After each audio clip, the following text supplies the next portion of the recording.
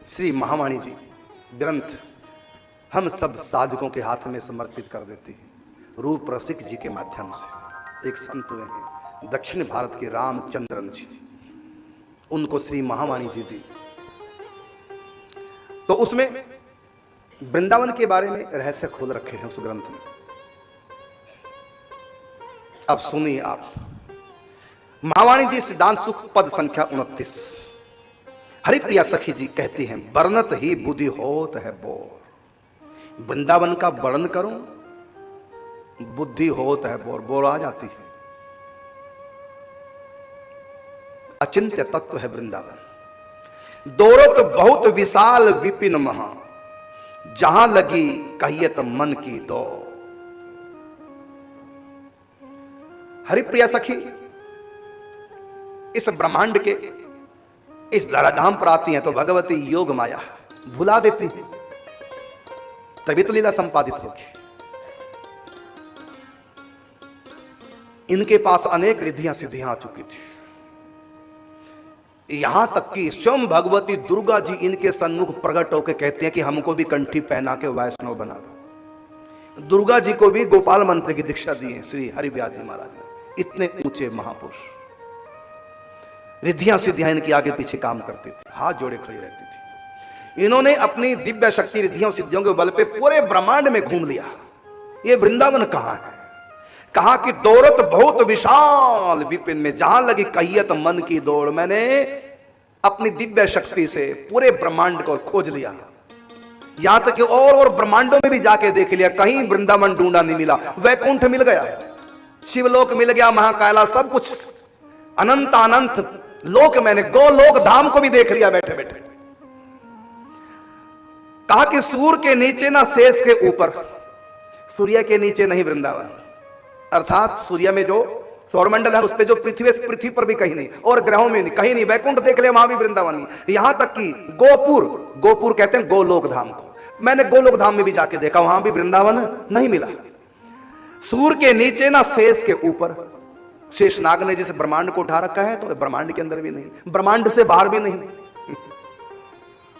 गोलोक धाम तक देख लिया मैंने, सबसे पर गोलोक है, सबसे आगे गोलोक धाम है। कहा कि सूर्य के नीचे ना शेष के ऊपर गोपुर होते अगोचर ठोर। और श्री हरिप्रिया विराजत है जहां युगल किशोर सकल सिरमौर। सब अवतारों के सिरमौर मेरे युगल किशोर जहां विराजमान है, वो इस ब्रह्मांड की कौन कही, ब्रह्मांड से आगे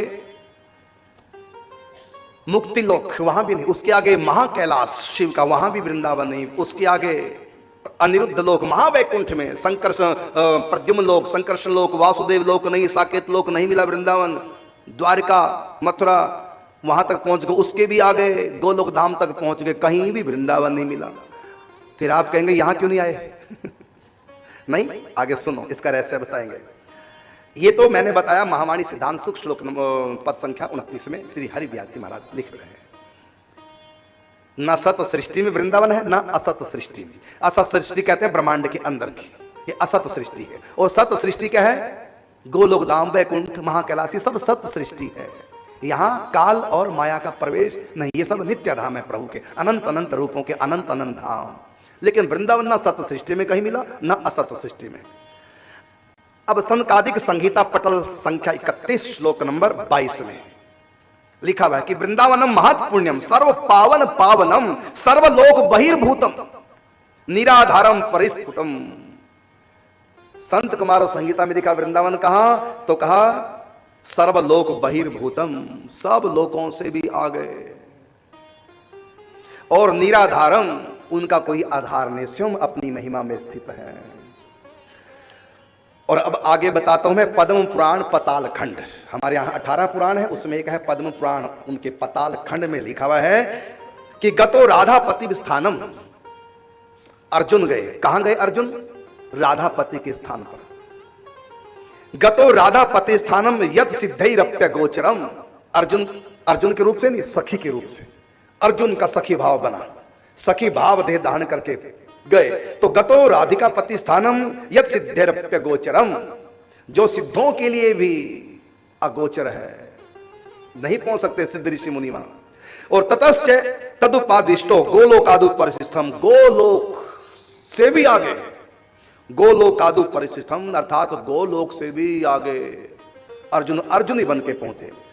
फिर गोलोक धाम से भी आगे कहा कि नित्य वृंदावनम नाम नित्य रास रसोत्सवम अदृश्यम परमम गुह्यम पूर्ण प्रेम रसात्मक। अर्जुनी सखी बन करके अर्जुन गए वृंदावन में, क्या देखा वहां? नित्यम वृंदावनम, नित्य रास रसोत्सवम, नित्य रास लीला होती है, प्रेम की लीलाएं चलती है वहां पर। अदृश्यम अर्थात ज्ञान की दृष्टि से नहीं दिखाई देगा, प्रेम की दृष्टि से भी दिखाई देने वाला नहीं है। दो ही दृष्टियां, ज्ञान और भक्ति। ना वहां भक्ति से प्रवेश, ना वहां ज्ञान से प्रवेश। नेम प्रेम ते पर चलो परंपरा को पंथ। प्रेमियों का ठिकाना गोलोक धाम में, ज्ञानियों का ठिकाना मुक्ति लोक में।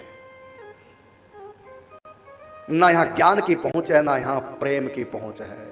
तो गोलोक धाम तक प्रेम, मुक्ति, ज्ञान और नीचे कर्म, कर्म ज्ञान और भक्ति। और वेद में तीन ही कांड है, कर्म कांड, भक्ति कांड, ज्ञान कांड, तीन कांड है, इसलिए वेद की भी पहुंच नहीं। वेद तंत्र को मंत्र मनोहर श्री वृंदावन नित्य विहार, वेद की भी यहां पहुंच नहीं है। वेद ने भी नेति नेति कह करके अपनी वाणी को विराम लगा दिया, अंत नहीं है, हम चुप हैं। अर्थात आगे का बखान करने की शक्ति हो तो अनिर्वचनीय रस है, रसो वही साहो तो रस स्वरूप है, ये वाणी से बोलने का विषय नहीं है। नित्यम वृंदावनम नाम नित्य रास रसोत्सवम अदृश्यम अर्थात दिखाई नहीं देता ज्ञान और प्रेमियों को, वो दिखाई देगा रसिकों को, सखी भाव वालों को ही। अदृश्यम परम गुह्यम, गुह्य नहीं, गोपनीय नहीं, रहस्य में छुपा हुआ नहीं, बल्कि परम गुह्यम। और पूर्ण प्रेम अर्थात जहां प्रेम पूर्ण, प्रेम की पूर्णता रस में, रस की पूर्णता रंग में है। जहां प्रेम पूर्ण हो गया, सीमा प्रेम की, फिर रस, ऐसे रसिक संत सखी भाव से इसमें प्रवेश करते हैं। पूर्ण प्रेम रसात्मकम, पूर्ण प्रेम का मतलब रस, रसात्मकम। वहां अर्जुन पहुंचे अर्जुनी नाम की सखी बन के। देवबंद एक स्थान पड़ता है सहारनपुर के पास, हरिद्वार जब आप जाएंगे रास्ते में देवबंद एक शहर पड़ेगा, वहां पर देवी तालाब है, वहां पर त्रिपुर महासुंदरी का मंदिर है। कभी उस वन का नाम हमारे शास्त्रों में देवी वन, देवी वन मतलब वहां त्रिपुर महासुंदरी देवी के नाम से वन है।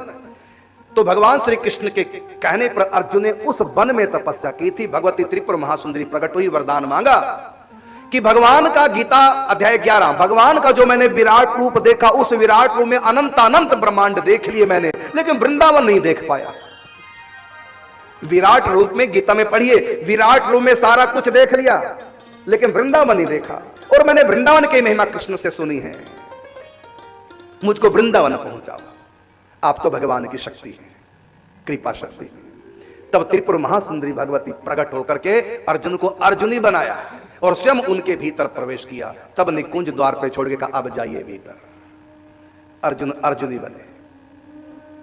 आज भी वहां मंदिर है और उस मंदिर में देवी के कोई दर्शन कर नहीं सकता, ढकी रहती हैं फूलों से। आज तक कोई दर्शन नहीं कर सका। मंदिर है, भगवती है, लेकिन फूलों से ढक के रखते हैं। द्वार खोलते हैं दर्शन के लिए, फूलों से ढक देते हैं। फूलों के दर्शन करो, पिंडी के दर्शन नहीं होते। क्यों? क्योंकि अदृश्यम परम गुह्यम पूर्ण प्रेम रसात्मक, ये भगवती ललिता जी हैं, ये सखी हैं ललितांबा, ऐश्वर्य भाव, लेकिन ऐश्वर्य रूप में। तो अदृश्य अदृश्यम परम गुह्यम, आज भी जहां सखी भाव अर्जुन ने अर्जुनी बन के प्राप्त किया। और भगवती दुर्गा जी से क्या मांगा कि मैंने जो विराट रूप देखा, उस विराट रूप में अनंत अनंत ब्रह्मांड देखे, लेकिन वृंदावन नहीं देखा। और यही ब्रह्मांड रूप भगवान ने यशोदा को दिखाया था जब मिट्टी खाई थी ब्रह्मांड घाट पर। तो यशोदा मैया ने सब कुछ देखा, गोलोक भी देख लिया, सब कुछ देखा, गोकुल भी देख लिया, लेकिन वो भी वृंदावन नहीं देख पाई। तो अर्जुन से आगे यशोदा है, सख्या रस से आगे वात्सल्य रस है। लेकिन अर्जुन ने डिमांड कर ली भगवती आदिशक्ति महामाया से, भगवान कृष्ण की आज्ञा थी, तो उनको सखी भाव दिया, तब उन्होंने प्रवेश किया। ये कथा पद्म पुराण पाताल खंड की। तो कहा कि वृंदावनम महत् पुण्यम सर्व पावन पावनम सर्वलोक बहिर्भूतम निराधारम परिस्फुटम नित्यम वृंदावन नाम नित्य रास रसोत्सवम अदृश्यम प्रेम परमम गुह्यम पूर्ण प्रेम रसात्मक। ऐसा वो वृंदावन धाम सबसे आगे। और आगे सुनिए, आल मंदार संगीता भगवान शिव की कृपा से प्राप्त हुई है।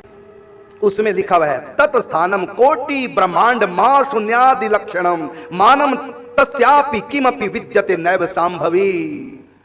भगवान शंकर भगवती पार्वती से कहते हैं शांभवी, क्या मैं वृंदावन की बात बताऊं? नित्य वृंदावन कोटि कोटि ब्रह्मांडों से युक्त जो ये महाशून्य है, माया लोक है, अनंत अनंत ब्रह्मांड, और इसके ऊपर अनंत अनंत भगवत धाम है, महावैकुंठ है, गोलोक धाम आदि अनंत अनंत प्रभु के हरि अनंत हरि कथा अनंता बहुविधि कहां ही सुनहि सब संता। जितनी आत्माएं हैं इस ब्रह्मांड में इतने भगवान के लोक हैं। लेकिन ये वृंदावन कहा कि तत्स्थानम कोटि ब्रह्मांड महाशून्यादि लक्षण मानम तस्यापि किमपि विद्यते नैव सांभवी। इनमें कहीं भी वृंदावन नहीं है, इनसे भी अलग है। कहा कि नित्य वृंदावन कोटि कोटि ब्रह्मांडों युक्त महाशून्य अनंत अनंत भगवत धामों से विलक्षण है। उस धाम की कोई भी भगवत या धाम समता नहीं कर सकता। ऐसा वो पूर्ण प्रेम रसात्मक वृंदावन। ये भगवान शंकर भगवती पार्वती से आलमंदार संहिता में कह रहे हैं। और महावाणी जी में श्री हरिव्यास जी लिख रहे हैं कि तीन महाशून्य के शिखर पर तेज को कोटि गुणंते गुणों अति अमित विस्तार, तहां निज धाम वृंदा विपिन जगमगे दिव्य वैभवन को दिव्य आकार। एक इस दास के द्वारा एक दोहा रचित है, उसका दोहा मैं सुना देता हूं कि बंधन मुक्ति से परे धेनु लोक। बंधन का मतलब माया, मुक्ति का मतलब इसके आगे मुक्ति लोक। बंधन मुक्ति से परे धेनु लोक सिर मोर। धेनु लोक का मतलब गौ लोक, गाय धेनु, धेनु लोक सिर मोर। सबका सिर मोर, सबसे आगे क्या है? सबसे पर गोलोक है, ताते पर बनराज। बंधन मुक्ति से परे धेनु लोक सिर मोर, आगे श्री बनराज महा रंग बाग ममठो। रंग देवी जी का रंग बाग वृंदावन में, वहां पर निम्बार्क किया जितने सखियां सखी भाव से सेवा करते हैं प्रिया प्रीतम की, उनका ठिकाना कहां? वृंदावन के रंग बाग में। पद्म पुराण में लिखा हुआ है एक जगह और, वृंदावन विहारेषु कृष्ण किशोर विग्रहम अन्यारण्येषु स्थानेषु बाल्य पौगंड यौवन। और जो भगवान के लोक है, स्थान है, कहीं भगवान बाल्यकाल में है, कहीं पौगंड अवस्था है, बाल्यकाल का मतलब 5 वर्ष से छोटे, और कहीं पौगंड अवस्था 7-8 साल की अवस्था, और कहीं यौवनम द्वारिका मथुरा आदि जवानी में भगवान है। तो कहा कि अन्यारण्येषु स्थानेषु बाल्य पौगंड यौवनम, लेकिन वृंदावन विहारेषु कृष्ण किशोर विग्रहम, वो किशोर अवस्था में निवास करते हैं। पौगंड से आगे और जवानी से पहले की जो आयु है वो है 16 वर्ष की, 15-16 के बीच की ये आयु है वृंदावन में मेरे ठाकुर जी की। और कहा कि सूक्ष्म कलरव जन्य ब्रह्म जन्य सूक्ष्म कलरव जन्य पर वेद तंत्र को मंत्र, श्री वृंदावन हरि प्रिया निज विहार स्वतंत्र। अर्थात और लोकों में भाव के अनुसार भगवान है, अर्थात परतंत्र है। किसके परतंत्र? भाव के। जाकी रही भावना जैसी और प्रभु मूर्त देखी तीन तैसी, अर्थात जैसी जिसकी भावना भगवान ने अपना रूप वैसे ही बना लिया। तो सब जगह तो भगवान बने हुए हैं, लेकिन निज स्वतंत्र भगवान का है। तो इस निकुंज वृंदावन में भगवान स्वतंत्र है, अपना निज रूप उनका है। सब जगह कौन सा रूप है? बनाया हुआ। कैसा बनाया रूप? जाकी रही भावना जैसी, प्रभु मूर्त देखी तीन तैसी। तो जैसा जिसका भाव वैसी भगवान मेकअप करके पहुंच जाते हैं। लेकिन उनका निज स्वरूप क्या है? ये सबसे ढका रहता है। उनका निज स्वरूप का प्रकाश केवल वृंदावन में होता है। गोलोक धाम तक भगवान भाव के वश में है, गोलोक धाम तक भगवान भाव के वश में है, स्वतंत्र नहीं। लेकिन वृंदावन के बारे में क्या कहा? सूक्ष्म कलरव जन्य पर वेद तंत्र को मंत्र, श्री वृंदावन हरि प्रिया निज विहार स्वतंत्र। निज रूप है ऐसा उनका। यहां तो भगवान अवतार लेते हैं, भाव के अनुसार रूप बना लेते हैं। कहीं मत्स्य रूप, कहीं कच्छप रूप, रामकृष्ण आदि कितने रूप भगवान बना लेते हैं। कहीं नरसिंह रूप, कहीं बावन रूप, ये तो सब बने हुए हैं। लेकिन वृंदावन के ठाकुर जी बने नहीं है, वो ठने हुए हैं। बने नहीं, ठने हैं। उनका निज रूप है, स्वतंत्र विहार। यहां भगवान भाव के अनुसार खेल करते हैं, और निकुंज में भाव के अनुसार नहीं। भाव का तो वहां प्रवेश ही नहीं है। भाव कहते हैं प्रेम को, तो नेम प्रेम ते पर चलो। ये तो नेम और प्रेम से भी आगे है। रस, रस स्वरूप श्री कृष्ण परात्पर। वेद ने कहा रसो वही सहा, वो रस स्वरूप है। तो उस वृंदावन में तो रस का प्रवेश है। और रसिक संत कृपा करके रसिक जैसा भाव बना दें, सुना सुना कर, बता बता कर, समझा समझा कर, साधना कराकर फिर कृपा बरसाए। आप कहें कि ऐसी कृपा बरसा देना, इतना परेशान क्यों संत करते हैं? जब संतों के हाथ में सब कुछ है तो बना दे 1 सेकंड में, सखी क्या देर लगता, कर दे कृपा। अच्छा, बीज जब खेते में बोते हैं तो अनाज पैदा होता है कि नहीं होता? तो किसान काहे को हल जोतता है? बो दे बस। काहे को खाद पानी डालता है? बो दे सीधा सीधा, हो जाएगा। सीधा सीधा नहीं बोएंगे, पहले बोने के लायक जमीन तो तैयार करनी है, हल चलाकर खाद पानी नमी डालकर। तो संत तो 1 सेकंड लगाते हैं सखी बनाने में, संकल्प बहुत है उनका, संकल्प करते हैं। पलक झपकने में शायद देर लग जाए, लेकिन संत जब कृपा करते हैं तो सखी भाव प्रकट होने में देर नहीं लगती। देरी किस में लगती है? बीज बोने में क्या देरी लगती है? ऐसे फेंक दो, क्या देरी लगी? लेकिन बीज बोने लायक धरती को उर्वरा बनाने के लिए पहले पानी दो, फिर थोड़ा थोड़ा पानी सूखेगा, उसके बाद फिर उसमें हल जोतो, खाद भी डालो, चारों तरफ बाढ़ से सुरक्षा भी करो, इसमें लगती है देर। उर्वरा भूमि हो, ज्योति हुई भूमि हो तो बीज डालने में समय नहीं लगता। बांझ स्त्री, चाहे पति उसका पूर्ण पुरुष है, समर्थ है, पिता बनने की उसमें समर्थ है, लेकिन यदि उसकी पत्नी बांझ हो तब संतान पैदा नहीं हो सकती। तो हम सब बांझ के समान है, यदि भक्ति नहीं करते, संसार में फंसे हैं, उर्वरा शक्ति नहीं है, हम बांझ स्त्री की तरह हैं। संत कृपा का बीज वपन भी कर देंगे तो सखी भाव पैदा होगा ही नहीं। इसलिए प्रथम रसिक जन सेव, संतों की सेवा करें, सत्संग प्रवचन सुने और नाम जप चिंतन सत्संग दान पुण्य परोपकार आदि से अपने चित्त की भूमिका को तैयार कर दो। ये सखी भाव तो कृपा से ही होगा, लेकिन भूमिका आपको तैयार करनी और तैयारी कराएंगे संत। तो आगे पद्म पुराण में पताल खंड में, पद्म पुराण के पताल खंड में आगे लिखा हुआ है कि नित्यम वृंदावनम नाम ब्रह्मांडोपरि संस्थितम पूर्ण ब्रह्म सुखैश्वर्यम नित्यमानंदमव्ययम वैकुंठादि तद अंश अंश स्वयं वृंदावन भूमि भूमि। ये वैकुंठ आदि लोग तो वृंदावन के अंश के भी अंश हैं। जो सुख ऐश्वर्य वैकुंठ में है वो वृंदावन के एक अंश का भी एक अंश है। पूर्ण प्रेम रसात्मक, क्योंकि वैकुंठ में प्रेम है, रस नहीं। गोलोक धाम में प्रेम है, चरम अवस्था है प्रेम की, लेकिन रस तो पूर्ण प्रेम रसात्मक हो तो वृंदावन धाम है। गोलोक में तो श्री कृष्ण को पता मैं भगवान हूं, लेकिन निकुंज में तो उनको ये भी पता नहीं कि मैं भगवान हूं। केवल शुद्ध प्रेमी है, रसिक है, वहां केवल प्रेम लीला, पूर्ण प्रेम रसात्मक केवल प्रेम लीला होती है। और मैंने परसों नरसों पढ़ के सुनाया था पद्म पुराण में, स्वयं श्री कृष्ण शंकर जी से कहते हैं, जो उस दिन कथा में आए होंगे सुन चुके हैं, पद्म पुराण पढ़कर मैंने सुनाया कि मैं कुछ नहीं करता, मेरे और अवतार सब कुछ करते हैं। कोई सृष्टि का संचालन कर रहा है, कोई सृष्टि का संहार, कोई सृष्टि को पैदा, अनेक अनेक प्रकार के अनुग्रह विग्रह की निग्रह की लीलाएं हो रही, मेरे और अंश अवतार कर रहे हैं। मैं कुछ नहीं करता, मैं करता हूं केवल प्रेम, बस। Love is God and God is love, ये उनका निज जीवन है, प्रेम। वासना नहीं, फिर ध्यान रखना, प्रेम में वासना में बहुत अंतर है। काम वासना प्रबल अति बांधो सब संसार, यह तनिक नहीं जाए सके कुंज महल के द्वार। वासना का वहां प्रेम, क्योंकि वासना का सुख तो थोड़ी देर का है, वो भी ज्यादा सुख नहीं है, लेकिन प्रेम में वहां तो रोम रोम से रस टपकता है। वहां तो श्री कृष्ण उस प्रेम रस के रसास्वादन करने कराने में ये भी भूल जाता है कि मैं भगवान हूं, ऐश्वर्या भी नहीं। तो ब्रह्मांडों की स्थिति का पता कैसे लगता है? क्या तो जरूरत ही क्या है? जो लोग प्रेमी नहीं, उनकी याद करने की, उनकी स्थिति जानने की आवश्यकता ही क्या है? कर्मों के अनुसार फल ब्रह्मा विष्णु शंकर जी देने वाले हैं, मैं बीच में क्यों पंगा लूं? मैं तो प्रेमी, मैं तो प्रेमियों को देखता हूं। प्रेमी जहां होंगे तो खबर मुझको पता चल जाती है। कहते प्रेम की भाषा में समतम। ऋषि मुनि योग पुरुष के मंत्रों से भगवान की स्तुति कर रहे हैं तो मेरे कन्हैया तक आवाज पहुंचती नहीं। वो है क्या कह रहे? मैं नहीं समझ रहा भाई, मैं संस्कृत नहीं जानता, मैं पढ़ा लिखा नहीं हूं। हमारे ब्रज के ठाकुर जी अनपढ़ है, सिग्नेचर करना भी नहीं जानते। स्कूल में नंद बाबा ने पढ़ाया, मथुरा में जब गए तब गए संदीपनी स्कूल में। हमारे ब्रज के ठाकुर जी अनपढ़ हैं, इनको स्तुतियों से कोई मतलब नहीं। तो संस्कृत में बोल रहा है कि हिंदी में के पंजाबी में, ये सब नहीं जानते, वो तो केवल प्रेम की भाषा जानते हैं। प्रेम से तो गाय भी भा करेगी, तब भी दौड़े आएंगे मेरी गाय ने याद किया।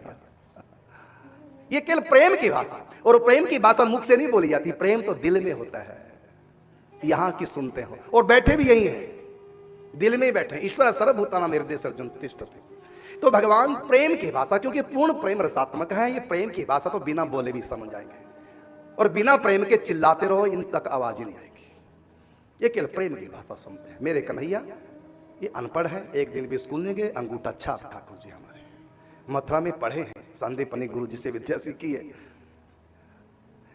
और गोपियां भी देखो, गोपियां भी कोई अनपढ़ है, पढ़ी लिखी कोई गोपियां, कोई स्कूल गई, वो दो जी पत्र लेके आए थे, पत्र पढ़ा किसी ने, फाड़ के पत्र के छोटे छोटे टुकड़े कर लिए और दिल से लगी चिपकाने, कभी चूमते कभी माथे लगाते।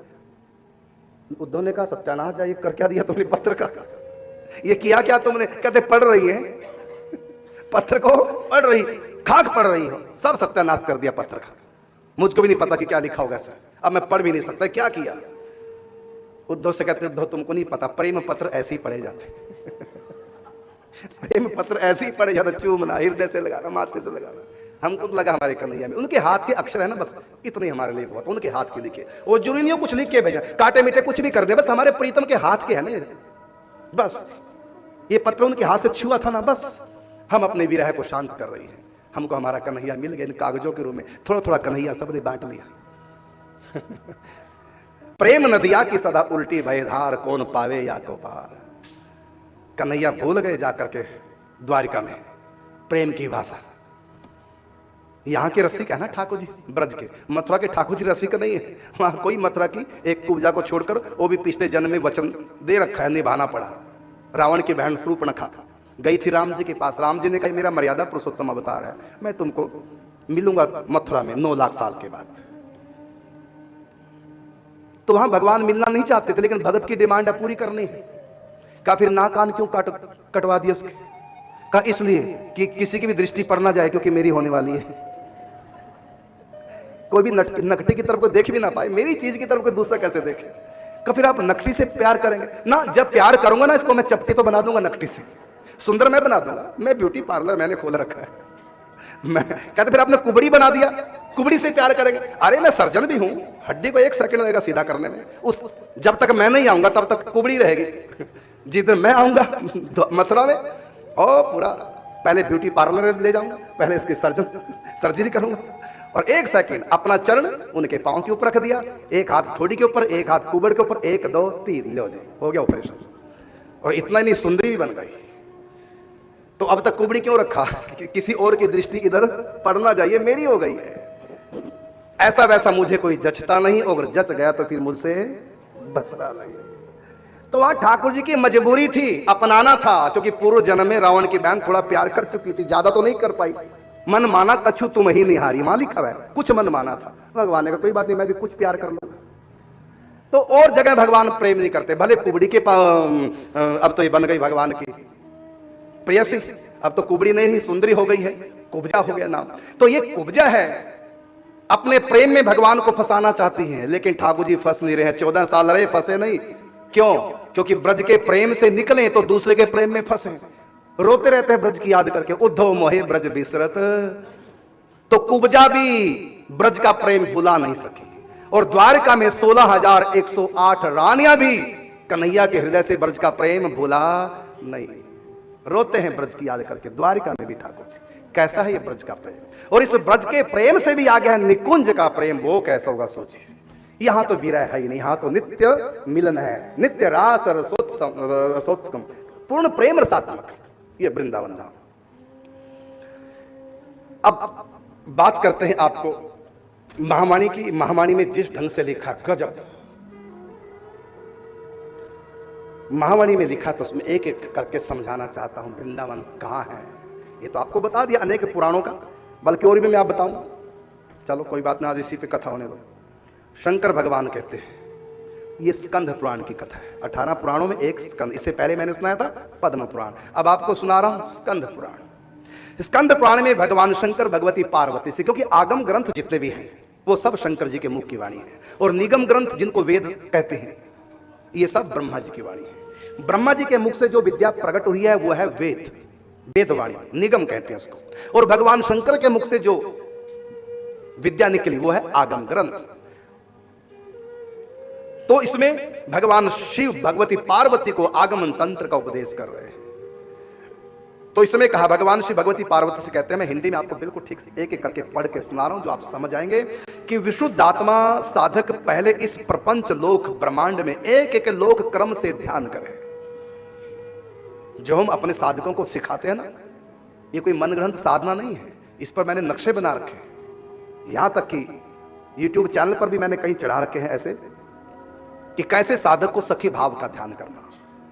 तो ये हमारे पुराणों में भी लिखा, भले सूत्रात्मक ढंग से संत तो विस्तार से बताएंगे, पुराणों में सूत्र दिए जाते हैं। अब यहां भगवान शंकर सूत्र दे रहे हैं भगवती पार्वती को निकुंज वृंदावन का सखी भाव से कैसे ध्यान करना है। तो शुरुआत कहां से करनी? जहां बैठे हो वहां से शुरुआत करो, इस माया से, इस लोक से, ब्रह्मांड से। कोई कीचड़ में फंसा है और उसको कीचड़ से बाहर निकलना है, तो निकलने की शुरुआत कहां से होगी? रोड से। कहां से? जहां फंसा है कीचड़ में, तो पहला कदम उसका कहां होगा? कीचड़ में ही होगा। तो हम लोग माया में फंसे हैं, तो पहला ध्यान किसका करना है? शुरुआत हम जहां खड़े। कोई माले वृंदावन में गुम हो गया, हमारे पास फोन करे, मैं गुम हो गया, कैसे आऊं मैं मुरली वाला होटल तक? तो सबसे पहले मैं क्या पूछूंगा? आप इस समय कहां खड़े हैं? यही पूछूंगा ना, कहां खड़े? वो कहता मुझको नहीं पता। तो जब तुमको पता नहीं तू कहां खड़ा, तो मैं कैसे बताऊं किस रास्ते से आना? पहले तुम अपनी जहां खोया है वो ध्यान कर। पहले किसी को पूछ, फोन पकड़ाओ किसी को, वो किसी रिक्शा वाले को फोन पकड़ेगा, कहां खड़े हो? ये सज्जन कहां है? फिर वो कहेगा मैं गोपेश्वर महादेव के बगल में खड़ा। अच्छा तो वहां हो, अब मैं रास्ता बताऊंगा ऐसे ऐसे। यही है ना, पहले तो जहां खोए हैं वहां का ध्यान करो। जब तुमको पता नहीं कि हम कौन से कीचड़ में खोए, तो तुम कीचड़ का ज्ञान नहीं है तो निकलोगे कैसे? कितना गहरा कीचड़ है ये पता ही नहीं, तो निकलोगे कैसे? तो पहले जहां फंसे हो। एक वैश्या जब वृंदावन आएगी तो यात्रा कहां से शुरू करेगी? छठीकरा से के कोठे से? बोलो। वृंदावन जब वो चलेगी उसकी यात्रा शुरुआत कहां से होगी? कोठे से शुरू होगा ना, जिस कोठे में रहती हो वहीं से तो शुरुआत होगी। तो इसी प्रकार से हम माया में फंसे हैं, पहले माया का चिंतन करो, ये माया क्या है और कैसे इससे निकलना है। तो यहां भगवान शंकर कहते हैं वृंदावन जाना है सखी भाव से, तो विशुद्ध आत्मा साधक पहले इस प्रपंच लोक ब्रह्मांड में एक एक लोक का क्रम से ध्यान करे। कैसे ध्यान करे तो मैं बता रहा हूं आपको सूक्ष्म रूप से, यहां तो नहीं लिखा लेकिन मैं बता रहा हूं एक एक लोक का कैसे ध्यान करें। यहां से पहले तो हम कहां हैं? हम हैं ब्रह्मांड के सेंटर में। ब्रह्मांड के सेंटर में क्या है? सूर्य है और उसमें 9 ग्रह हैं। 9 ग्रहों में एक पृथ्वी है। तो इस सौर मंडल से नीचे 7 लोक हैं, तल अतल विष्णु तल महार सातल पताल आदि, और सबसे नीचे क्षीर सागर है, ब्रह्मांड के सबके नीचे छोर पर। लेकिन हमको नीचे से मतलब नहीं, क्योंकि हमको ऊपर जाना है। तो ऊपर सबसे पहले लोक आएगा भैर लोक, पितरों का लोक, पितृलोक। उसके बाद स्वर्ग लोक है, स्वर्ग लोक से बाद महरलोक, महरलोक के बाद आएगा जनलोक, उसके बाद आएगा तपोलोक, उसके बाद आएगा ब्रह्मलोक, उसके बाद आएगा वैकुंठ शिवलोक, उसके बाद ब्रह्मांड खत्म। फिर अब ब्रह्मांड को पार करके ऊपर जाओ, फिर अनंत अनंत ब्रह्मांड इधर उधर सब दिखाई देंगे। कितने ब्रह्मांड है कोई गणना नहीं कर सकता। ये सारे ब्रह्मांड महाविष्णु के रोम कूपों में है। उस महाविष्णु का ध्यान करो, उस कारण समुद्र का ध्यान करो जिसमें महाविष्णु लेटे। उस महाविष्णु को पार कर जाओ, आगे निराकार ब्रह्म सर्वत्र व्याप्त वो निराकार परमात्मा, मुक्ति लोक, मुक्ति धाम। उसके आगे फिर महा कैलाश सदा शिव का, ब्रह्मांड के अंदर शिव का कैलाश, और ब्रह्मांड से ऊपर सत सृष्टि जहां से प्रारंभ होती है सदा शिव। उसके बाद फिर शंकर अनिरुद्ध लोक, अनिरुद्ध के बाद प्रद्युम्न लोक, उसके बाद संकर्षण लोक, उसके बाद वासुदेव लोक, साकेत आदि, फिर द्वारिका लोक, उसके ऊपर मथुरा लोक, उसके ऊपर गोलोक, ऐसे एक एक करके। फिर गोलोक से भी आगे वो फिर बताऊंगा, अब आगे सुना रहा हूं। ये सब बात भगवान शंकर किस प्रकार से पार्वती को समझा रहे हैं कि विश्वदात्मा साधक पहले इस प्रपंच लोक ब्रह्मांड में एक एक लोक का क्रम से ध्यान करे। फिर ब्रह्मांड अंतर्गत ब्रह्मलोक, माने ब्रह्मांड के अंदर जो ब्रह्मलोक है, ब्रह्मलोक एवं वैकुंठ का श्रवण करे। इस ब्रह्मांड में वैकुंठ है, इन ब्रह्मांडों से आगे मुक्ति लोक, मुक्ति से आगे सत सृष्टि, उसमें महावैकुंठ है। लेकिन यहां पहले ब्रह्मांड के अंदर अंतर्गत, ब्रह्मांड अंतर्गत ब्रह्मलोक एवं वैकुंठ का स्मरण करे। इसके बाद ब्रह्मांड से बाहर माया की अंतिम सीमा पर असीम उस विरजा नदी जिसको कारण समुद्र बोलते हैं उसका ध्यान करे। उसमें फिर महाविष्णु का ध्यान करे, और महाविष्णु से आगे कहा कि विरजा नदी के ऊपर कैवल्य मुक्ति पद निराकार परमात्मा का स्थान है, ध्यान करे जहां ऋषि मुनियों एवं ज्ञानियों की मुक्ति होती है। बस यहां तक जाते हैं, आगे नहीं जा सकते। फिर उसके ऊपर महावैकुंठ लोक है, ब्रह्मांड के अंदर वैकुंठ, और सारे ब्रह्मांडों से आगे निराकार, उससे भी आगे सत सृष्टि प्रारंभ, उसको महावैकुंठ कहते हैं। इस ब्रह्मांड के अंदर व्योम है और ब्रह्मांड के उस पार परम व्योम है। ब्रह्मांड पुराण पढ़िए, पूरा उसमें विस्तार से वर्णन है। यहां समय का भाव सूत्रात्मक ढंग से सूक्ष्म रूप से मैं आपको समझा रहा हूं। इसी महावैकुंठ में क्रम से अनिरुद्ध, प्रद्युम्न, संकर्षण, वासुदेव, यह चतुर्व्यूह के 4 लोक हैं। इसमें जो अनिरुद्ध का लोक है वो निम्बार्काचार्य भगवान है। 8 रूप है ना निम्बार्क भगवान, क्योंकि 8 रूपों में एक रूप अनिरुद्ध भी है, रंगदेवी भी है, सुदर्शन चक्र भी है, दूसरा गाय है, स्तोक शाखा है, लकुट है। ये 8 रूप राधा रानी की अंग कांति भी है। ये 8 रूप है निम्बार्क भगवान को, उनमें एक अनिरुद्ध। तो अनिरुद्ध लोक से ऊपर संकर्षण लोक, उससे ऊपर प्रद्युम्न लोक से ऊपर संकर्षण, उसके ऊपर वासुदेव लोक, और उसके बाद है का इसका स्मरण करना चाहिए। इस महावैकुंठ के अंतर्गत ही समस्त भगवत धाम एवं अवतार आ जाते हैं। अलग अलग अवतारों के महावैकुंठ में अलग अलग लोक है। इन सब धामों के ऊपर श्री वृंदावन का स्वतंत्र रूप से वर्णन करते हुए भगवान शिव कहते हैं पार्वती से, हे पार्वती, साधक पहले श्री कृष्ण की प्यारी यमुना का ध्यान करे, क्योंकि बिना यमुना के पार के वृंदावन नहीं। समरिया ले चल परली पार, जहां विराजे राधा रानी अलबेली सरकार, समरिया ले चल परली पार। यमुना जी के चारों तरफ, वृंदावन के चारों तरफ यमुना जी है। कंकनाकार सुधार सरिता, महावाणी में लिखा कंकनाकार, कंगन के आकार की, मतलब राउंड गोल। कहीं किसी भी दिशा से वृंदावन प्रवेश करो तो यमुना जी आएंगी रास्ते में।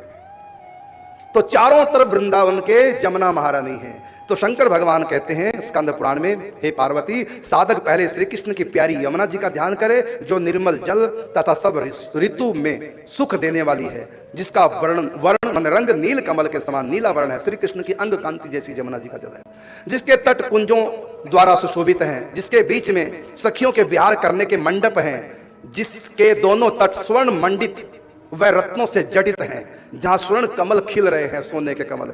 इस प्रकार यमुना जी के तट पर उस वृंदावन का ध्यान करें, जो नित्य नूतन पुष्पों से सुशोभित होने से सबको सुखास्पद है, जहां के सुख ब्रह्मानंद से भी अधिक सुख प्रदान करने वाले हैं।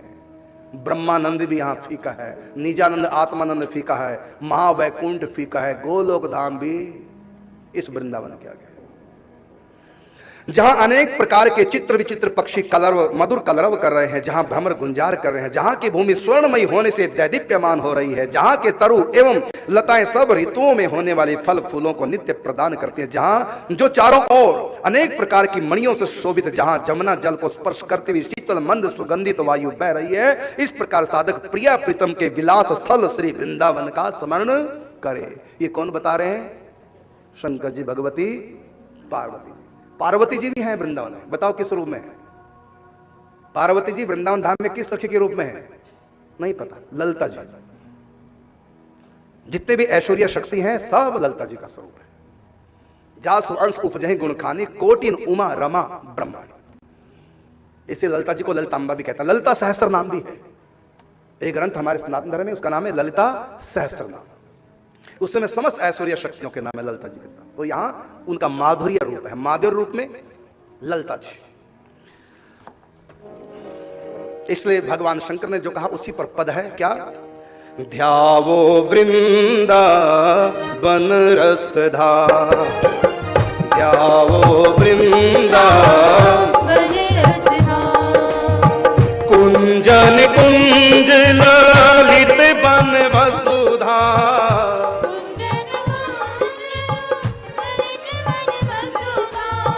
खग मृग अली द्रुम बेली लला, खग मृग अली द्रुम बेली लला, ध्यावो वृंदावन रसधार, ध्यावो वृंदावन रसधार।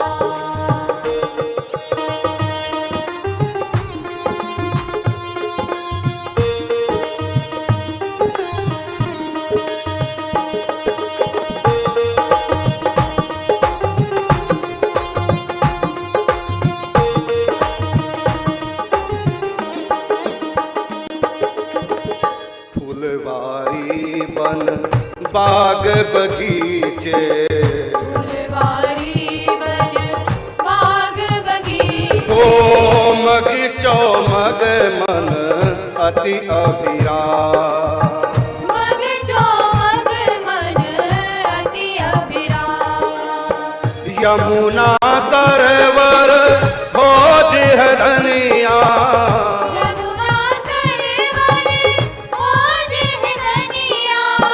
मार्ग लघु सर दक्षिण पार, मार्ग लघु सर दक्षिण पार, ध्यावो वृंदावन रसधार, ध्यावो वृंदावन रसधार।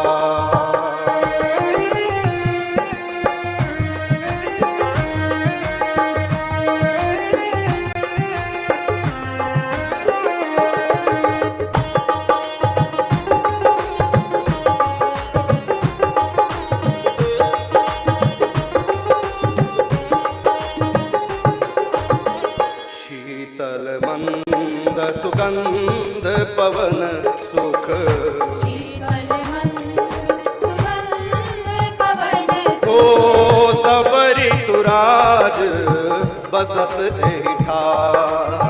सब ऋतुराज बसत एहि ठार। करुण दास यहाँ काल न व्यापे, करुण दास यहाँ काल न व्यापे। नित्य विराजत श्यामा श्याम। नित्य विराजत श्यामा श्याम। ध्यावो वृंदावन रसधार, ध्यावो वृंदावन रसधार। मैंने स्कंद पुराण से, पद्म पुराण के आधार पर, अलमंदार संहिता के आधार पर, कुमार तंत्र के आधार पर, संत कुमार संहिता के आधार पर ये प्रमाण आपको दिए हैं कि निकुंज उपासना ये आजकल में किसने चलाई नहीं है। कई लोग कहते हैं हमारे गुरुओं ने शुरू की, इससे पहले कोई जानता नहीं था। मैंने सारे शास्त्रों के प्रमाण देके बता दिए, ये अनादि उपासना है। जब सृष्टि नहीं थी तब भी वृंदावन की लीला चल रही थी। सत असत दोनों सृष्टियों से आगे वृंदावन धाम है। और विस्तार देखना चाहो तो ब्रह्म वैवर्त पुराण पढ़ो, वहां 2 राधा का वर्णन आया है। विराजा जय। ब्रह्म वैवर्त पुराण में नहीं, सॉरी, ब्रह्म वैवर्त पुराण में नहीं, देवी भागवत पुराण में 2 राधा का वर्णन आया है। राधा रानी से एक राधा जी और प्रकट हुई है, उसको मूल प्रकृति कहा है, और एक को प्रकृति का, उस मूल प्रकृति से एक प्रकृति और प्रकट हुई। वहां फोटो भी दिए गए हैं, मैं लाए इस ग्रंथ को, फोटो भी छापे हुए हैं गीता प्रेस से। राधा से एक राधा और प्रकट हो रही है, और वहां जो कथा आई है उसमें लिखा हुआ है कि राधा रानी से मूल प्रकृति प्रकट हुई है, वो भी राधा है। वो फिर गोलोक धाम में गई, वहां गोलोक धाम का प्रगट्य का वर्णन है, लेकिन निकुंज का प्रकट नहीं, तो सदा प्रकट है। निकुंज जैसी राधा रानी से जो राधा प्रकट होती है वो गोलोक धाम में। 2 राधा, एक निकुंज में, एक और हमारे वाणी ग्रंथों में लिखा है, एक राधा ब्रज में बसे दूजी रास विलास, एक राधा कुंजन बसे दुलरावे हरिदास। फिर मैं बताना चाहूंगा, राधा 3 नहीं, एक ही है। लीला करने के लिए अनेक रूप धारण कर लेती है। तो यहां 3 राधा का वर्णन आया। एक राधा ब्रज में बसे, दूजी रास विलास, तीजी राधा कुंज बसे दुलरावे हरिदास।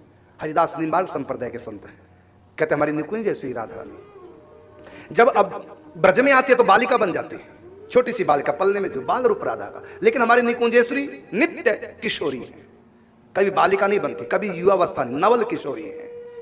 और ये मैंने आपको बताया भी, और धामों में उनके बाल पोगंड रूप है श्री कृष्ण के, लेकिन नित्य वृंदावन में वो सदा से युगल किशोर है। वृंदावन में ऐसा नहीं कभी पैदा हुए थे छोटे बच्चे धीरे धीरे बड़े, नहीं, ये तो ब्रज लीला में जन्म लेते हैं धीरे धीरे बड़े, ये तो अवतार काल की लीला है। लेकिन नित्य निकुंज में सदा अनादिकाल से युगल है, और दुल्हा दुल्हन के रूप में प्रिया प्रीतम है। ना कभी ये प्रेमी प्रेम का हुए, और ना कभी ये पति पत्नी बनेगी, और ना कभी प्रेमी प्रेम का थे। ये तो अनादिकाल से दुल्हा और दुल्हन है। वृंदावन मकरंद है भ्रमर करत रसपान, भ्रमर का मतलब रसिक संत सखियां। वृंदावन मकरंद है भ्रमर करत रसपान, दुल्हन प्यारी राधिका और दुल्हा श्याम सुजान। ये नित्य दुल्हा है, ये नित्य दुल्हा नहीं। गृहिणी राधा रानी पत्नी नहीं है कृष्ण की, नहीं राधा पर नार, नहीं गृहिणी, नहीं प्रेमिका। राधा रानी कृष्ण की गृहिणी नहीं, मतलब पत्नी नहीं, नहीं गृहिणी, नहीं प्रेमिका, और नहीं राधा पर नार, पराई भी नहीं। नहीं गृहिणी, नहीं प्रेमिका, नहीं राधा पर नार, दिन दुल्हनिया श्याम की 2 वितन रस सा। तो श्री कृष्ण भी पति नहीं है राधा की, प्रीतम नहीं है राधा की, कौन है? राधा रानी के दुल्हा है श्री कृष्ण। तो नहीं कांत प्रियतम नहीं, कांत का मतलब पति होता है, तो श्री कृष्ण राधा के नहीं कांत और प्रियतम नहीं, नहीं कृष्ण पर पुरुष भी नहीं, नहीं कृष्ण है जार। जार कृष्ण का अर्थ होता है पर पुरुष, जार कहते हैं पराय पुरुष से प्रेम, कहेंगे जार पुरुष से प्रेम करते हैं। तो नहीं कांत प्रियतम नहीं, नहीं कृष्ण है जार, दिन दुल्हा श्री राधिका, जोड़ी अनादि उदार। तो ना ये प्रिया प्रीतम है और ना ही ये पति पत्नी है। फिर हम प्रिया प्रीतम क्यों कहते हैं इनको? कहते हैं परस्पर प्रिया प्रीतम नहीं, ये हम सखियों के प्रिया प्रीतम है।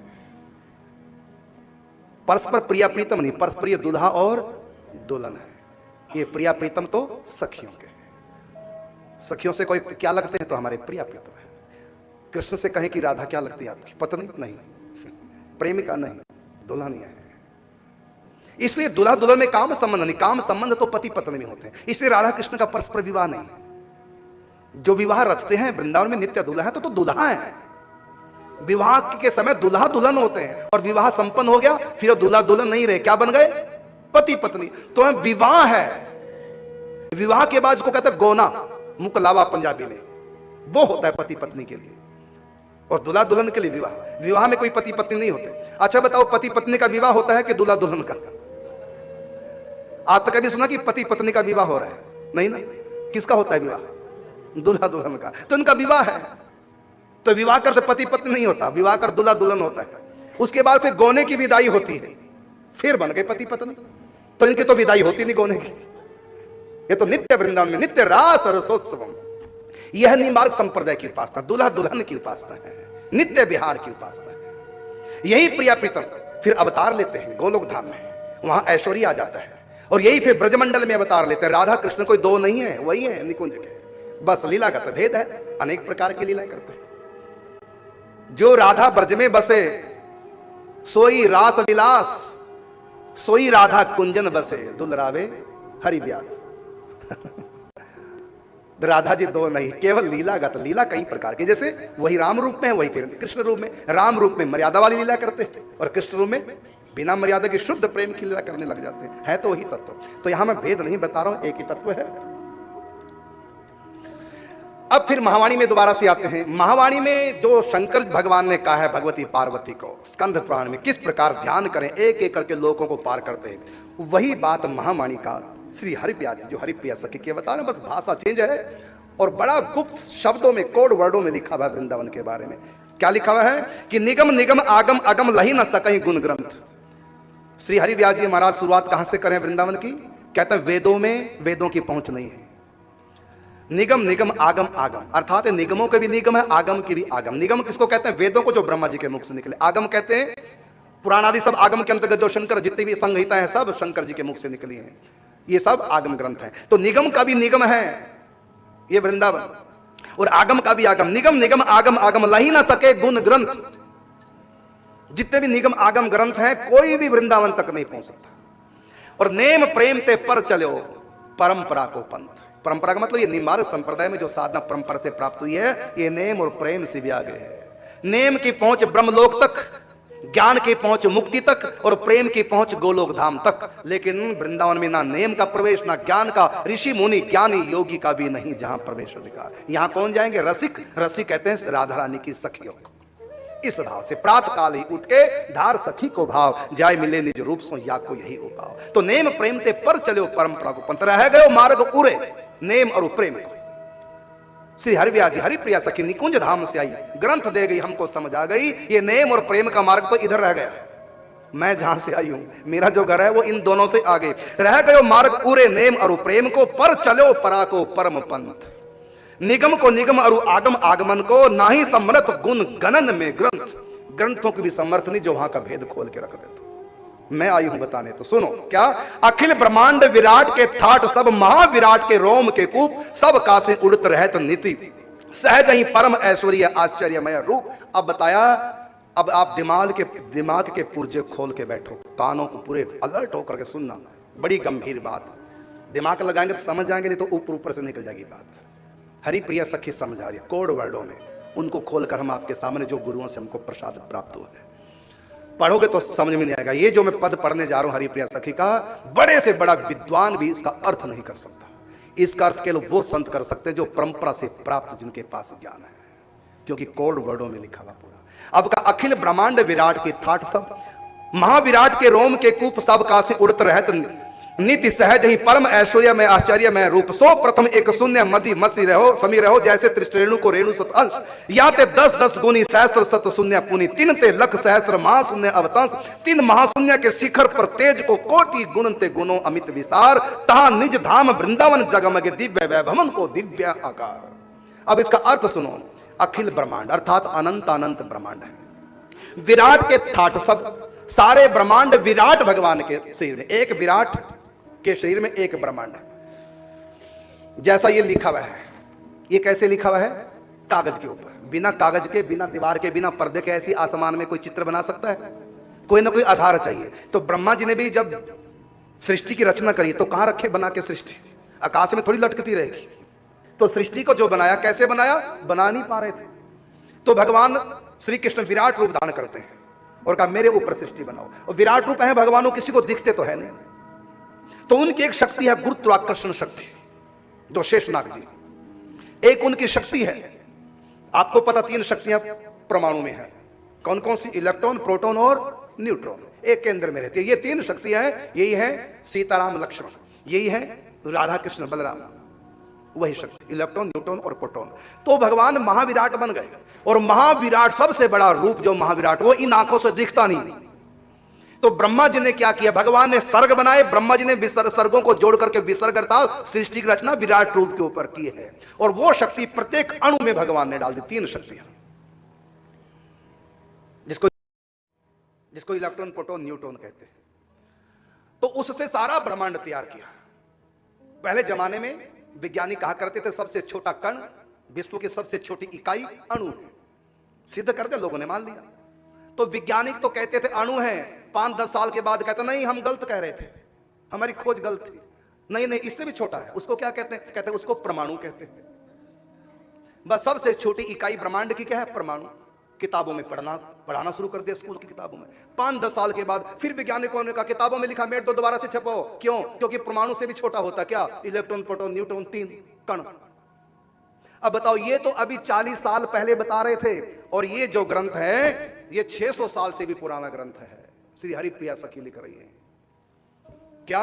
सुनो, जैसे त्रिश्रेणु को रेणु सत, त्रिश्रेणु माने एक अणु में भी 3 अणु और है, त्रिश्रेणु, न्यूट्रॉन, इलेक्ट्रॉन और प्रोटॉन।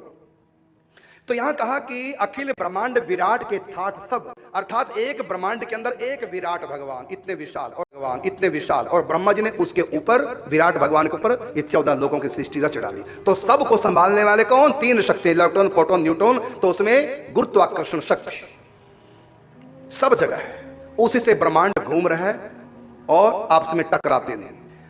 और यहां तक कहा कि परम ऐश्वर्य सावकाश में उड़त रहत नीति सहज ही, उड़ रहे हैं और परस्पर कभी टकराते नहीं।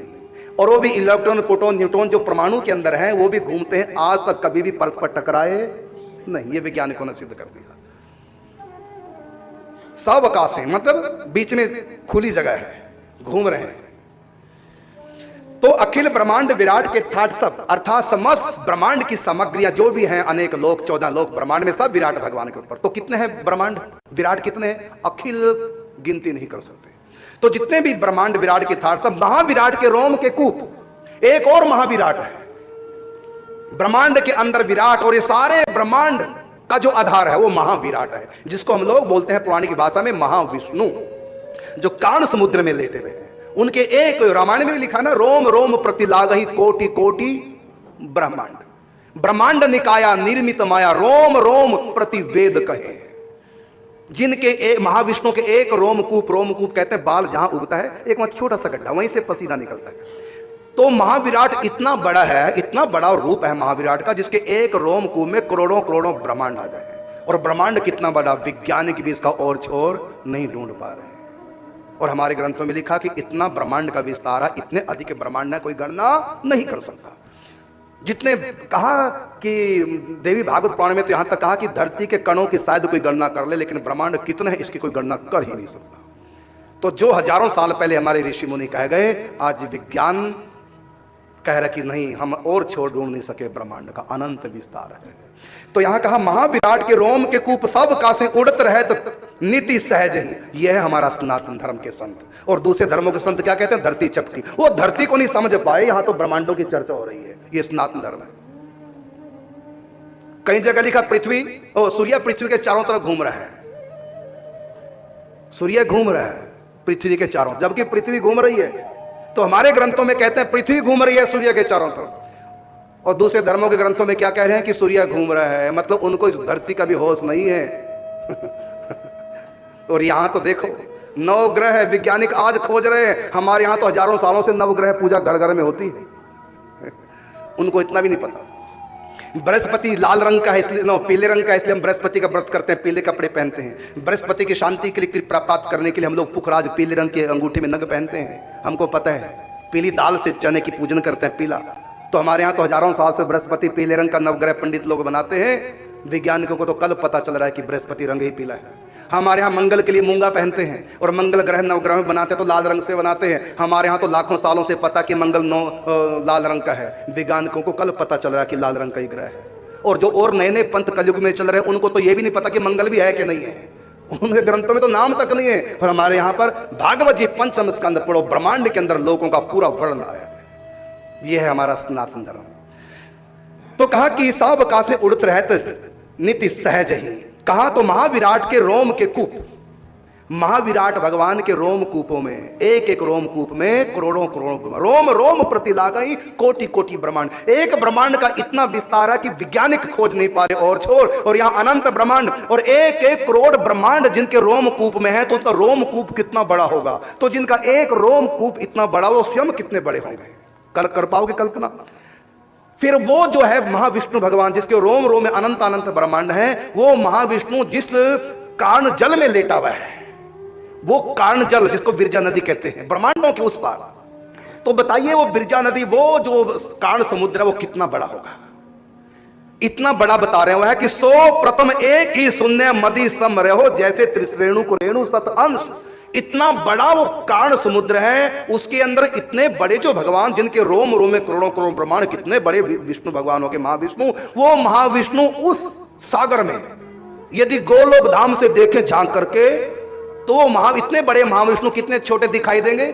जैसे कि सूर्य की धूप खिड़कियों से आती है, उसमें छोटे छोटे कण घूमते रहते हैं ना, उसमें एक कण की जो है आकार ऐसा लगता है गोलोक धाम से झांक कर देखें महाविष्णु को। अब इतने सोचो कितने दूर होगा भगवान का धाम। और महाविष्णु जब ऐसे लग रहे हैं, का सो प्रथम एक ही शून्य मदि समरे हो जैसे तरसेणु को रेणु सत। एक ही शून्य मतलब शून्य किसको कहा गया यहां? उस महाकारण सागर को जिसमें इतना बड़ा रूप भगवान का महाविष्णु लेटे हैं, जिनके रोम रोम में अनंत अनंत ब्रह्मांड। तो सोचिए उस सागर का आकार कितना बड़ा, बुद्धि सोच पाएगी? आगे और सुनो, कहा कि याते 10-10 गुनी सहस्त्र सत शून्य पुनि। इससे आगे 10 गुनी एक लोक है। कितने लोक है? तो कहा कि सहस्त्र सत शून्य। अब सहस्त्र सत शून्य, सहस्त्र का मतलब 1000 और सत का मतलब 100। कहते हैं 1000 100 शून्य गुना अधिक विस्तार, आगे स्पेस जगह है। और कितनी जगह है? एक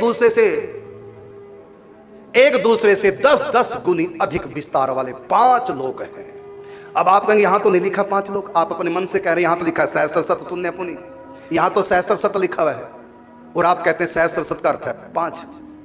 सहस्त्र सत का अर्थ कितना है? मैं क्या बता रहा हूं, सहस्त्र का मतलब 1000, सत का मतलब 100। और मैंने क्या अर्थ लगाया इसका? यहां तो नहीं लिखा, यहां तो सहस्त्र सत लिखा, इसके आगे जो लोक है, लेकिन यहां सहस्त्र सत शून्य शब्द लिखा है। सहस्त्र सत, सहस्त्र को सत से गुना कर दो, मतलब 1000 को 100 से गुना कर दो। जितनी संख्या बनेगी उनमें जीरों कितनी होंगी? बोलो, 5 जीरो हुई ना। 1000 को कर दिया 100 से गुना तो क्या हो गया? 1 लाख। 1 लाख में कितनी जीरो होती है? 5। तो यहां लिखा याते 10-10 गुनो सहस्त्र सत शून्य पुनि। कहते इस महाकारण समुद्र से आगे सहस्त्र सत शून्य अर्थात 5 जीरो, अर्थात 5 लोक और है।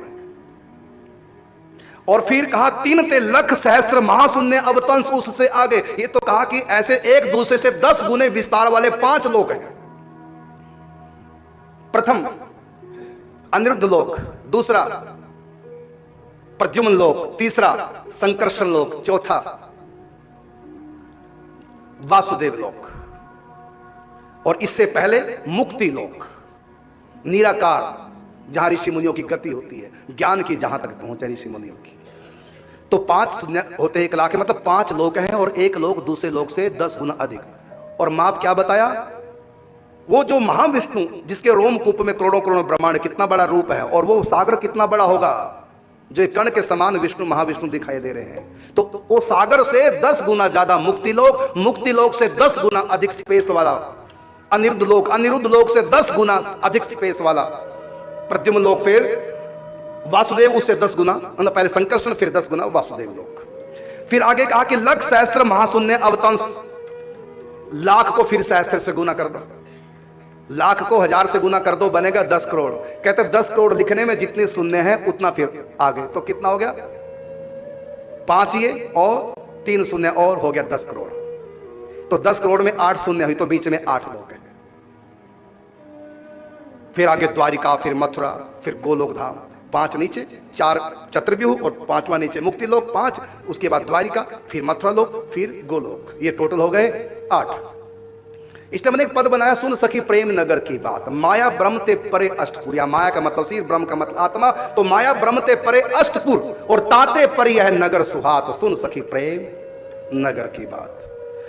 तो 3 महाशून्य के अर्थात 10 करोड़ में जितनी शून्य लगती हैं वो लगती हैं 8, तो 8 लोग आएंगे और एक दूसरे से 10 गुने विस्तार वाले हैं। और एक गुना है ये महाकाण समुद्र, जिसके अंदर भगवान महाविष्णु एक कण के समान दिखाई दे रहे हैं। तो सोचिए कितना बड़ा विस्तार होगा समुद्र का। उससे 10 गुना मुक्ति लोग, उससे 10 गुना अनिरुद्ध, ऐसे 10-10 गुना करते हुए सबसे बड़ा गोलोक, तो सबसे पर गोलोक है। और कहा 3 महाशून्य के शिखर पर, मतलब गोलोक धाम से भी आगे, 8वां लोक गोलोक धाम है, तो उससे भी आगे कहा 3 महाशून्य के शिखर पर तेज को कोटि गुण ते गुणों अमित विस्तार, जहां निज धाम वृंदा विपिन जगमगे दिव्य वैभव को दिव्य आगार, जहां वो वृंदावन धाम है, इतनी दूर है।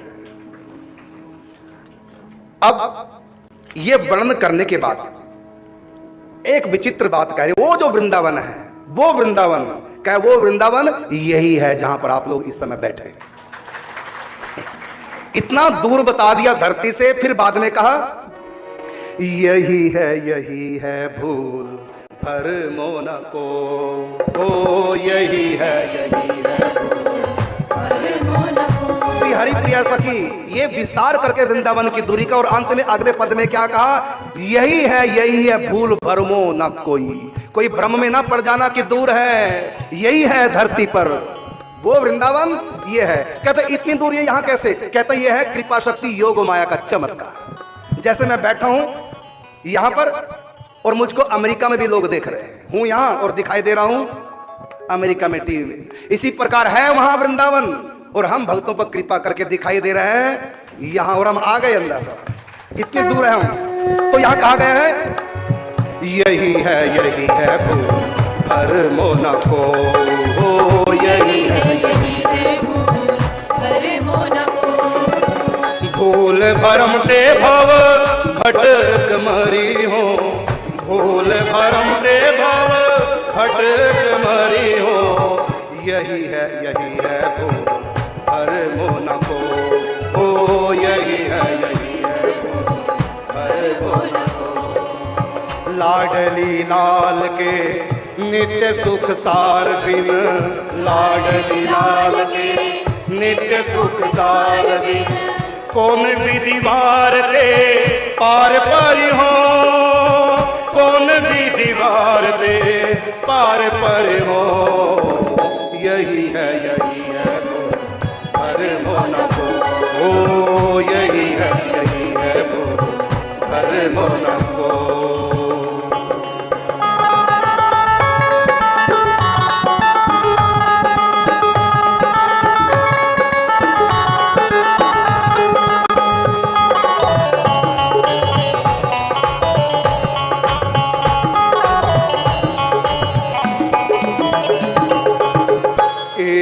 अनन्य की टेक उर में धरो, एक अनन्य की टेक उर में धरो, परिहरो भर